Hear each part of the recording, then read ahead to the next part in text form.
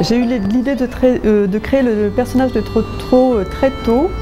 Je venais de faire le premier livre dont j'avais écrit le texte et les illustrations. Je dédicaçais mes livres sur un salon. J'avais dessiné un petit cochon à côté de mon nom. Et l'auteur qui était à côté de moi m'a demandé de dessiner un petit animal à côté de son propre nom. Comme elle s'appelait Anne Trottereau, j'ai dessiné un petit âne. Et son nom et son prénom m'ont donné l'idée de ce personnage. Je me suis dit, l'Anne Trottereau, ça serait un nom super pour un petit personnage. Quand j'écris les histoires, je n'essaye pas de lui donner un caractère particulier. En fait, il est dans ma tête. Et j'écris les histoires qui me passent par la tête. En fait, j'écris les histoires comme elles me viennent, sur des petits carnets, où j'écris tout ce qui me passe par la tête. Et ensuite, je regarde ce que j'ai écrit. Et donc le caractère se fait tout seul, voilà. Et je devais avoir ce petit personnage un petit peu décalé et c'est comme ça qu'il est né. Rar, rar, bou, bou, je suis un petit monstre. Rar, rar, rar. Oh. Rar. Bouh. C'est moi le plus fort des petits. Il le regarde tout seul et c'est un complément.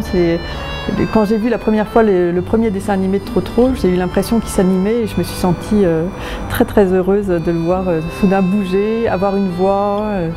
Je voulais absolument que sa voix soit la voix d'un enfant. C'était très important pour moi que ça soit une voix d'enfant. Je pense que ça se complète, hein, les deux se complètent. Hein. Le livre, c'est un moment qu'on partage souvent avec ses enfants. On s'installe, on regarde le livre ensemble et le dessin animé, il le regarde tout seul. En fait, j'écris, par exemple, ça c'est l'histoire de Trotro et Zaza, sa petite sœur, la naissance. Alors quand j'écris une histoire, je commence à écrire, j'écris le titre, Trotro et Zaza, la naissance de Zaza. Et ensuite je commence à écrire la grande nouvelle. Donc c'est le moment où les parents vont annoncer. Et j'écris le texte, j'écris tout ce qui me passe par la tête, comme ça. Je commence à écrire et je continue. Je raconte l'histoire. Et je ne m'arrête pas, je ne juge pas mon travail, je continue à écrire cette histoire d'un bout à l'autre. Et ça vient comme ça, c'est quelque chose qui vient un petit peu inconsciemment, c'est une écriture un petit peu automatique.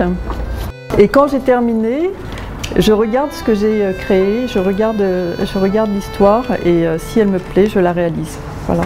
Et donc je pense que c'est ce qui me permet aussi de garder une fraîcheur et de ne pas essayer de contrôler le texte, trop contrôler le texte. Et les dessins, je reprends aussi les dessins qui me sont venus au moment où j'ai écrit cette histoire, le plus naturellement possible. Je suis ravie que Trotro arrive en Chine. Déjà, ça me permet de venir pour la première fois ici et de découvrir ce pays magnifique.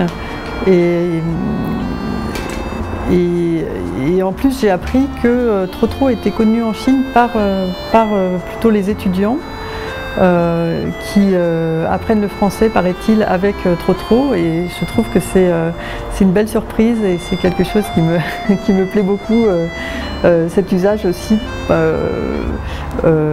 par de jeunes adultes de mon personnage. Quand j'écris mes histoires, en fait, je n'écris pas spécialement pour des enfants ou pour des adultes. J'écris en fait je pense que je puise dans une part de moi-même et je suis contente que cela parle à la fois aux enfants et aux adultes. 都要感谢贝内迪克特·古迪埃女士呢，是她创造出我的。对了，她还给中国的小朋友们写了一封信。作为小黎托托的妈妈，我的儿子能有这么多中国伙伴，我真是太开心了。在此，我要带给你们来自巴黎的问候。